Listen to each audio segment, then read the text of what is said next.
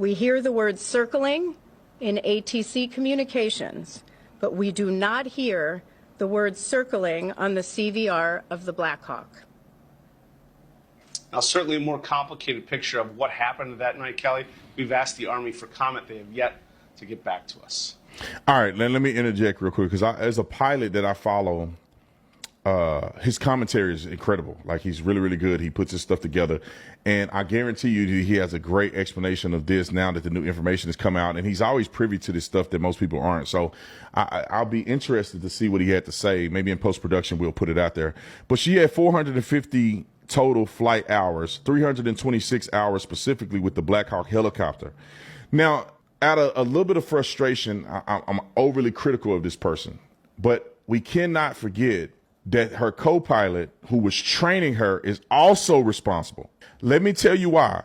Because when I was a police officer, I was a field training officer, FTO, and I'm responsible for the guy that's driving his car. And I need to make proper judgments and adjustments and listen and make sure that he's safe and everybody else is safe.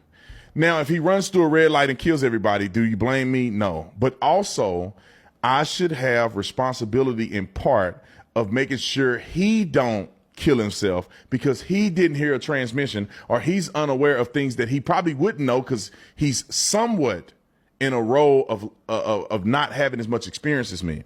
So, for instance, the visual separation situation. What I heard from that pilot that I was watching is that they requested visual separation.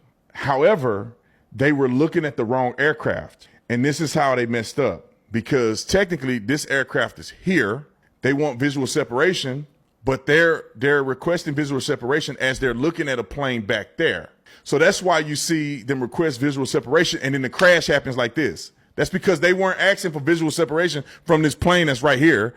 They're somehow, the pilot and co-pilot are both looking back at another plane that's off in the distance and they could adequately request visual separation. And the difference between visual separation is that you're looking at the plane and you're saying, I see it. I'm going to make adjustments because I can see the plane coming and I'm going to adjust. When the towers are telling you what to do, that's that you're not relying on visual separation, which probably takes some experience. You're letting them tell you the plane that's incoming is traveling at so many knots or whatever. And therefore they can predict if they're good enough that they're going to be at this point in about 30 seconds. So I need you to go down to 200 feet and they may tell the pilot, can you, I don't know, circle back around, or I need you to throttle back and you're coming in too fast, or you need to speed